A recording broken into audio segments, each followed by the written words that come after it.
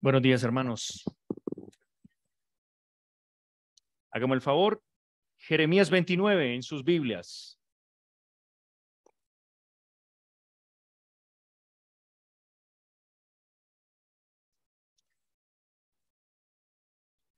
Vamos a leer del 1 al 20. Un poquito largo, pero he orado y he estudiado para que ese pasaje quede en su corazón y haya un antes y un después de haberlo oído y explicado y predicado. Dios nos ayude, ¿cierto? ¿Lo tienen? Bueno, Jeremías 29, 1 al 20. Así dice la palabra del Señor. Estas son las palabras de la carta que el profeta Jeremías desde Jerusalén envió al resto de los ancianos del destierro, a los sacerdotes, a los profetas y a todo el pueblo que Nabucodonosor había llevado al destierro de Jerusalén a Babilonia. Esto sucedió después de salir de Jerusalén el rey Jeconías junto con la reina madre, los oficiales de la corte, los príncipes de Judá y de Jerusalén, los artífices y los herreros. La carta que fue enviada por mano de Elasa, hijo de Safán, y de Gemarías, hijo de Hilcías, a quienes Sedequías, rey de Judá, envió a Babilonia, a Nabucodonosor, rey de Babilonia, decía: Así dice el Señor de los ejércitos, el Dios de Israel, a todos los desterrados que envía el destierro de Jerusalén a Babilonia. Edifiquen casas y habítenlas, planten huertos y coman de su fruto. Tomen mujeres y tengan hijos e hijas. Tomen mujeres para sus hijos y den sus hijas a sus maridos para que den a luz hijos e hijas y multiplíquense allí y no disminuyan. Y busquen el bienestar de la ciudad a donde los he desterrado y rueguen al Señor por ella, porque en su bienestar tendrán bienestar. Porque así dice el Señor de los ejércitos, el Dios de Israel: que no los engañen sus profetas que están en medio de ustedes, ni sus adivinos, ni escuchen los sueños que tienen, porque les profetizan falsamente en mi nombre. Yo no los he enviado, declara el Señor. Pues así dice el Señor: cuando se hayan cumplido en Babilonia 70 años, yo los visitaré y cumpliré mi buena palabra de hacerlos volver a este lugar. Porque yo sé los planes que tengo para ustedes, declara el Señor. Planes de bienestar y no de calamidad, para darles un futuro y una esperanza. Ustedes me invocarán y vendrán a rogarme y yo los escucharé. Me buscarán y me encontrarán cuando me busquen de todo su corazón. Me dejaré hallar de ustedes, declara el Señor, y restauraré su bienestar y los reuniré de todas las naciones y de todos los lugares a donde los expulsé, declara el Señor, y los traeré de nuevo al lugar desde donde los envié al destierro. Por cuanto ustedes han dicho: el Señor nos ha levantado profetas en Babilonia, pues así dice el Señor acerca del rey que se sienta sobre el trono de David y acerca de todo el pueblo que habita en esta ciudad, sus hermanos que no fueron con ustedes al destierro. Así dice el Señor de los ejércitos: yo envío contra ellos la espada, el hambre y la pestilencia, y los pondré como higos reventados que de podridos no se pueden comer. Los perseguiré con la espada, con el hambre y con la pestilencia, y los haré motivo de espanto para todos los reinos de la tierra, para que sea maldición, horror, burla y oprobio entre todas las naciones a donde los he arrojado. Porque ellos no han escuchado mis palabras, declara el Señor, las que les envié repetidas veces por medio de mis siervos los profetas, pero no escucharon, declara el Señor. Oigan, pues, la palabra del Señor, todos ustedes los desterrados, a quienes he enviado de Jerusalén a Babilonia. Amén. Esta es la palabra del Señor, hermanos. Vamos a orar una vez más. Gracias te damos, Señor, por tu bendita palabra, única regla de fe y conducta para tu pueblo. Suplicamos que abras nuestro entendimiento, que apasiones nuestro corazón y nos capacites para creerla y ponerla por obra. Danos claridad acerca del tiempo que estamos viviendo Tu palabra dice que no andamos por vista, sino por fe. Y que hemos sido llamados como iglesia a ser la sal y la luz de este mundo. Pero si la sal pierde su sabor, no sirve para nada, sino para ser pisoteada y hollada y echada fuera por los hombres. Rogamos, Señor, una vez más, como dice este texto, que te hallemos, que podamos ver el evangelio aquí, las buenas noticias para quienes están en cautiverio.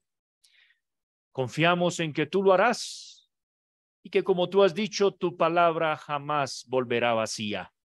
Será prosperada en aquello para lo cual la enviaste. Y por eso estamos felices con expectativa. Pues tú has dicho que eres más poderoso para hacer las cosas, mucho más abundantemente de lo que pedimos o entendemos, según el poder tuyo que obra en la iglesia de Cristo, a quien es la gloria y el imperio por los siglos de los siglos. Amén. Llegaban las cartas al escritorio de un anciano. Esas cartas decían que todo era oscuro, no había esperanza. El mundo tal cual ellos lo habían conocido estaba terminando. Venía un nuevo sistema totalmente opuesto a lo que ellos anhelaban. Ya no iban a tener la libertad para adorar libremente a su Dios. Temían porque los enemigos de la fe estaban rodeando su ciudad, la que consideraron la ciudad eterna. ¿Qué será de nosotros y de nuestras familias? En este territorio en el que hemos crecido, como nos contaron nuestros ancestros, que aquí el reino de Dios se había manifestado y se iba a manifestar y a expandir hasta el último rincón de este mundo, ya no parecía ser viable. Estaba llegando todo a su fin. Se decía que la culpa era que unas personas habían estado viviendo para la otra vida en lugar de estar viviendo para esta. Por otra parte, hubo gente que decía, es un juicio de Dios. Dios nos está juzgando porque hemos sido infieles. No hemos sido quienes debemos ser. Por otra parte, hubo gente que dijo, irremediablemente, la muerte está a las puertas de nuestra casa. Este anciano comienza una obra. Esa obra comienza primero en una carta que le dirige posiblemente a un discípulo cristiano, a quien le había enseñado a vivir como cristiano en su tiempo. Este anciano era muy preparado. Tenía una visión clara, según la Biblia, respecto de lo que Dios había hecho con Israel en el Antiguo Testamento y lo que Dios le había dicho a los discípulos en el Nuevo Testamento. Esa carta se fue ampliando y se fue ampliando y se fue ampliando hasta que se convirtió en una obra de más o menos 22 libros. Era más fácil para la época porque no era tan común los libros. Esa obra se conoce como la Ciudad de Dios. El que escribe se llama Agustín, el obispo de Hipona, quien hasta ese tiempo vivió en la región donde se levantaron los mejores teólogos que dieron origen a lo que ustedes y yo hoy llamamos Occidente, la Iglesia Occidental, de donde viene la versión de cristianismo que ustedes y yo hemos recibido. Agustín escribe que el problema de las personas que estaban sumidas en el caos, en el miedo, en la confusión, fue que confundieron la ciudad de Dios con la ciudad del hombre. Pensaron que sus libertades políticas, económicas, habían sido garantizadas supuestamente por la palabra de Dios, cuando lo único que el Señor había dicho, según el Salmo 46, era que la ciudad de Dios era la ciudad de Dios debido a que Dios estaba en ella. Dios está en ella, por eso no será jamás conmovida, dice el Salmo 46. Mientras tanto, Roma, la civilización, que llevaba casi 1000 años, caía y las personas corrían temiendo a los paganos. Esos que iban masacrando personas por allá para el 410 de nuestra era. Un señor llamado Alarico y sus vándalos. De ahí viene el término vandalismo. Quemaron, robaron, masacraron. ¿Qué será del cristianismo ahora? Preguntaron ellos. Lo mismo que preguntaron los judíos en el tiempo en que Jeremías envía esta carta.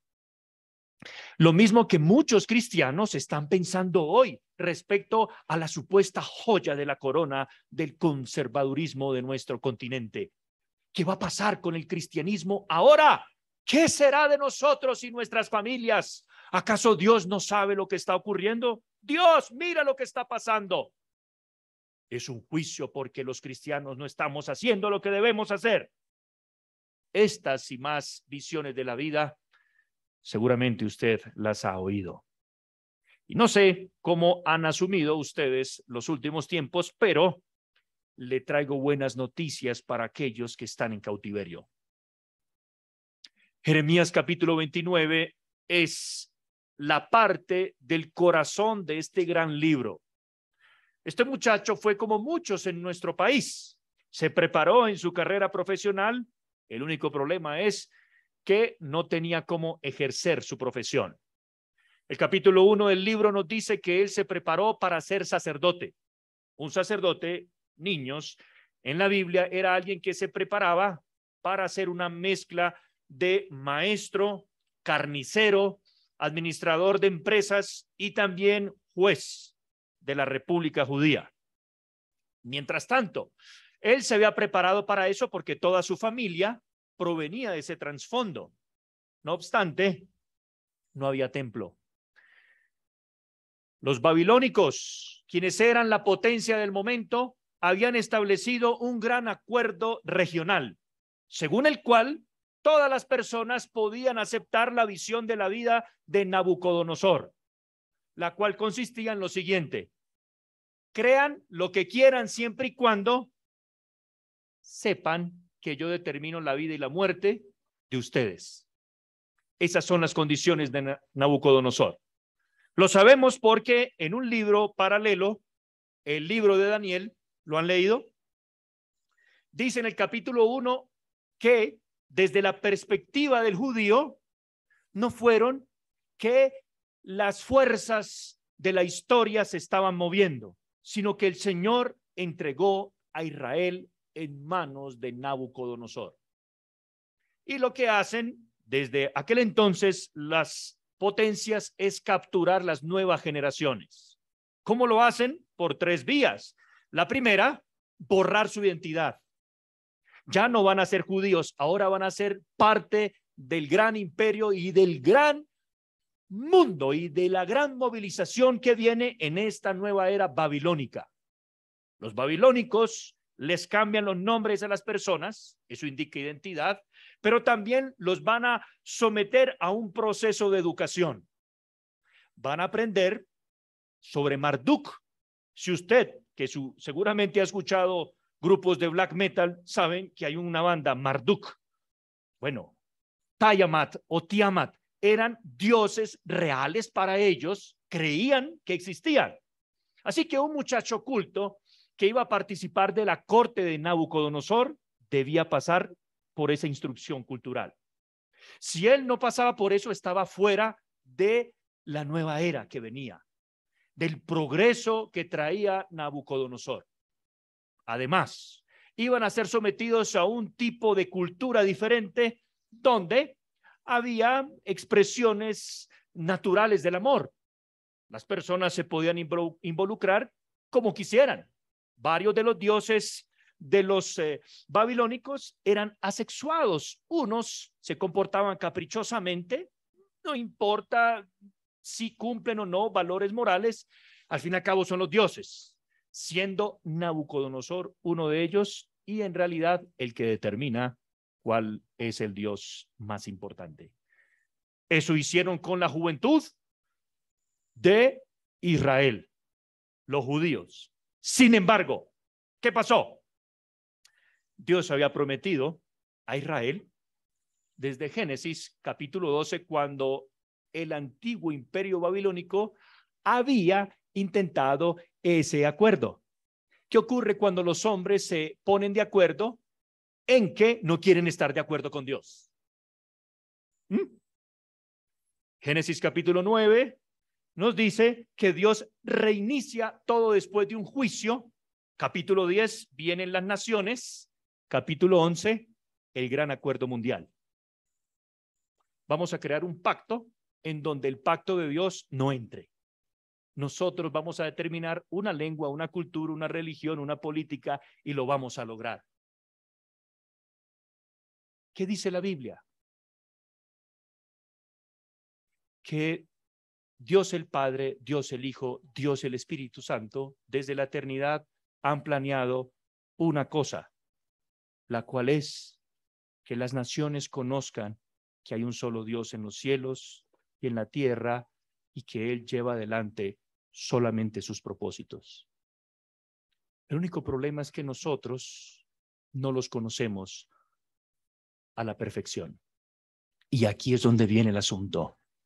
Los judíos, para aquel tiempo, tuvieron una encrucijada. El versículo 1 al versículo 2 nos dice que hubo deportaciones por grupos. Es decir, la estrategia militar de la época, ¿cómo era? Rodeaban las ciudades porque las ciudades tenían puertas. Bogotá hace unos años también tenía puertas, cuando entró el señor Simón de la Trinidad Bolívar. Solo que derribó las puertas, ¿no? Dice la historia.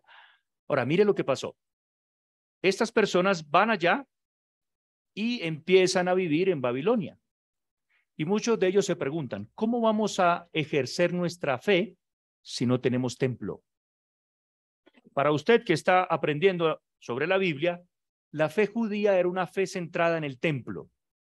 Es decir, sin templo no había adoración para Israel. El templo es esa expresión según la cual Dios se relaciona con los suyos. ¿Ha leído usted en la Biblia que cuando el hombre peca en Génesis, la presencia de Dios se aparta del hombre y el hombre se aparta de Dios? Dos problemas. El hombre se separa de Dios y Dios se separa del hombre. Dios no quiere al hombre porque Dios no quiere el pecado. Y el hombre tampoco quiere a Dios porque Dios quiere la santidad y el hombre le gusta cualquier otra cosa menos la santidad. ¿No es así? Observe los niños. Le pone la Biblia, se duermen. Le coloca la tableta, no se duerme. Y sigue y sigue. ¿Ya? Es que los niños son inocentes, no tienen maldad, son fruto del amor. La Biblia lo muestra. Por esa razón el templo era el lugar donde se encontraba Dios con su pueblo. Al Dios encontrarse con su pueblo en el templo, eran buenas noticias para los judíos. Al menos hay un lugar donde podemos tener una relación con Dios. Pero también podemos tener relación con todos. Y eso incluye no solo a los judíos, sino a todos aquellos que aceptaran la fe en el Dios de Israel. Dios toma a un hombre llamado Abraham que sale de Babilonia y le dice que a él y a su descendencia lo ha escogido como su pueblo. Y ese pueblo va a escoger a Dios como su Dios. Y no empezó en Europa, no empezó en África, no empezó en Bogotá, no empezó en los Estados Unidos, empezó ¿en dónde? En Babilonia. Y el Señor, siglos después, le recuerda a aquellos que habían olvidado de dónde el Señor había sacado a la nación algunas cosas que quiero recordarles a ustedes. Buenas noticias. Y hay tres buenas noticias aquí en este pasaje. Para que si usted está asustado, confuso, pesimista, encuentre regocijo en esta mañana y se alegre porque el Señor sigue adelante con sus propósitos. Primera buena noticia, Dios envía a través de Jeremías una carta. Para ustedes es normal, muy normal, compartir un mensaje de texto, un WhatsApp, etcétera. estamos casi que hipercomunicados, ¿no? ¿El problema cuál es? Compartimos una información y la gente pregunta, ¿a qué horas es? Le acabé de compartir la imagen, léala. ¿No les ha pasado? A mí me pasa muchas veces. Estamos saturados de información y procesamos muy despacio, ¿no?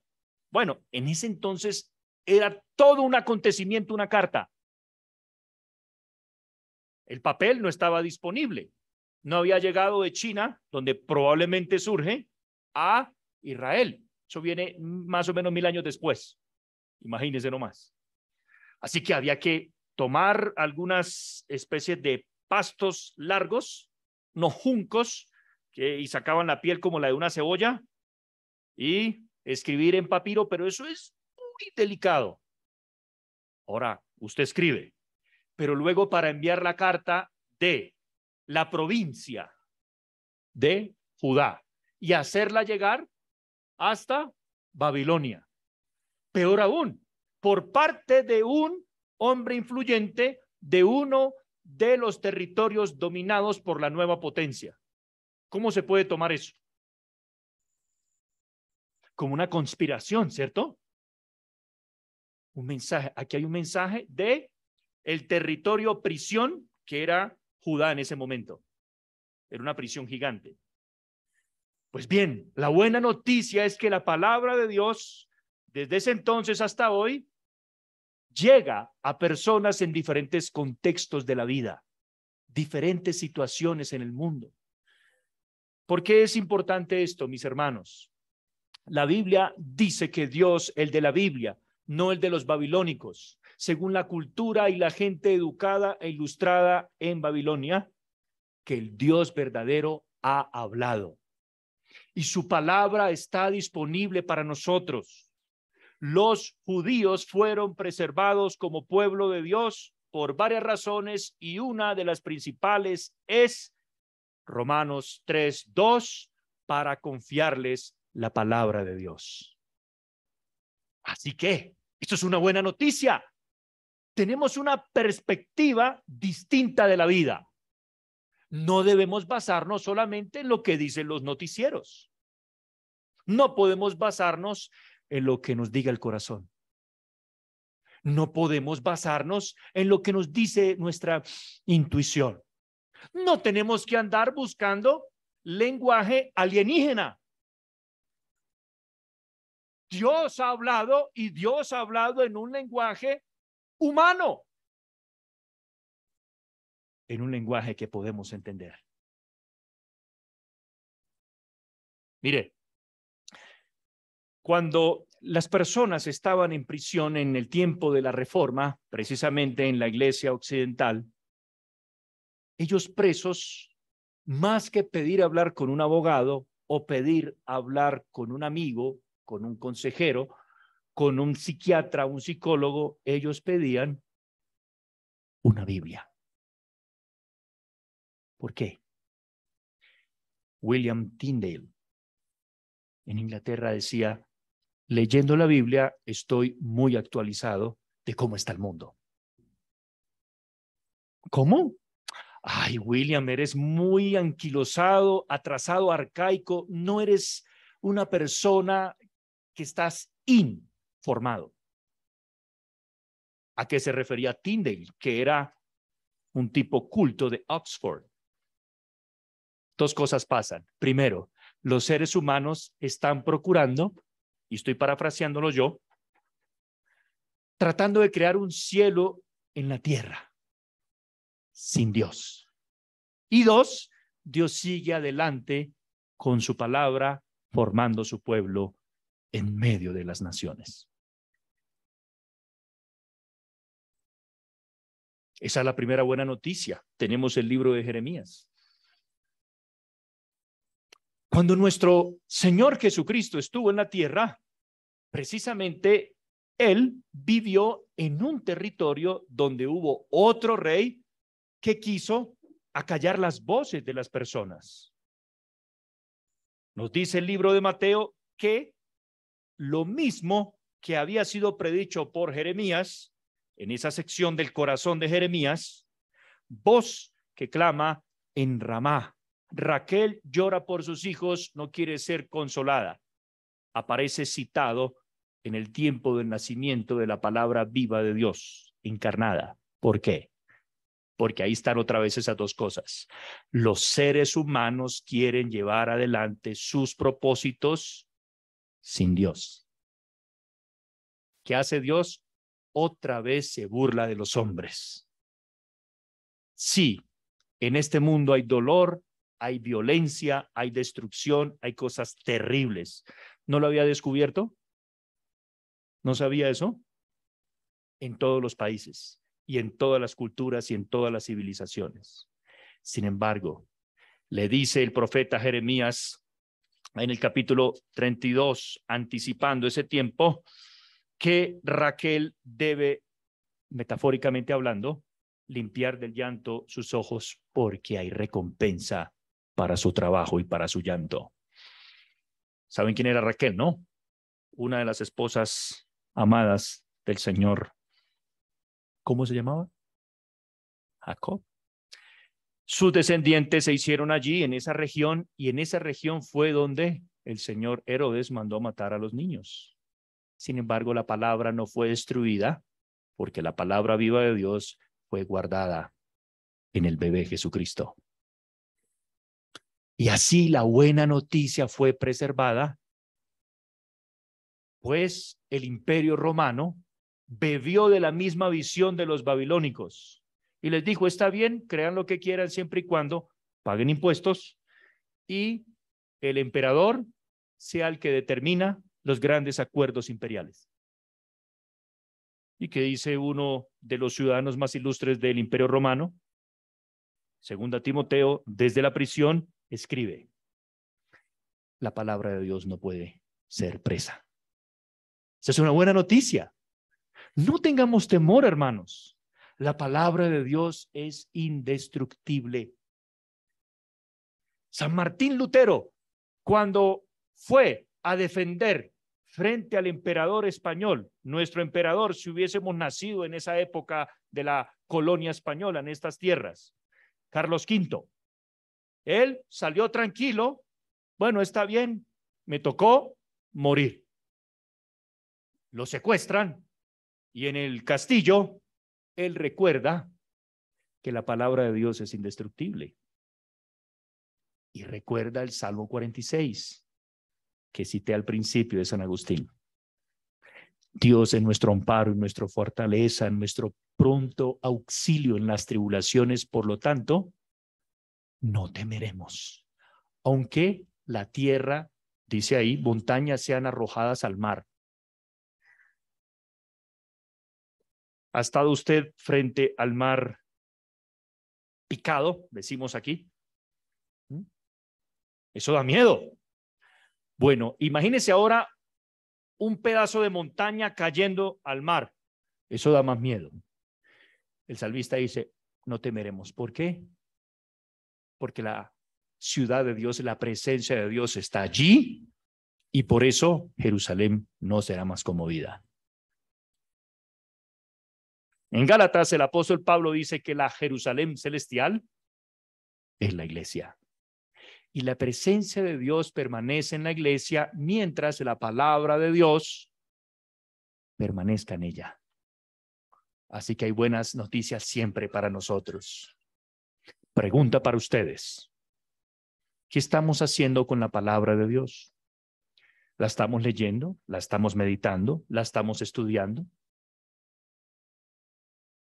Yo también soy de esos que luchan con la atracción hacia los medios de comunicación. Quiero estar actualizado. Y como somos modernos, entonces descargué una aplicación para supervisar mi desempeño en las aplicaciones. ¿Y qué descubrí? Que paso más tiempo en las aplicaciones, hace un tiempo ya me arrepentí, por la gracia de Dios, que en escuchar las buenas noticias de la palabra de Dios. Ahora, uno trata de cristianizar el asunto y descarga aplicaciones cristianas, ¿cierto? Yo también lo hice. Lo que calla un cristiano en el siglo XXI. La buena noticia es que uno tiene cierta autonomía para seleccionar lo que uno quiere escuchar. Ahora, mi consejo para ustedes, hermanos, es evalúen el efecto de las informaciones en su vida. Pablo, en Romanos 8, le escribe a la capital del imperio diciéndoles, ocuparse de la carne es muerte, destrucción, oscuridad, mientras que ocuparse del espíritu es vida y paz. Necesitamos ser un pueblo de paz. Bien entendido el asunto. Tenemos que recordar que la paz genuina proviene de restablecer nuestra relación con nuestro Creador y acto seguido comenzar una buena relación con nuestro prójimo. Hermanos, los judíos eran el resto, el remanente de las 12 tribus que habían quedado. Y si usted ha leído el Antiguo Testamento, sabe que los judíos, como toda buena familia, tenían sus problemitas, ¿no? Por eso, porque ellos habían abandonado su relación con Dios. Ellos adoraron al templo como Dios en lugar de adorar al Dios del templo. Jeremías capítulo 7 dice eso. Ve, Jeremías, y párate frente al templo y di, templo de Jehová, templo de Jehová, templo de Jehová. Ustedes saben que los judíos no usaban marcador, resaltador, bastardilla, no subrayaban. ¿Qué hacían? Así que estaba llamando la atención de la gente que estaba escuchando. Idólatras. Así dice el Señor. Voy a destruir la delicia de sus ojos. Voy a incomodarlos.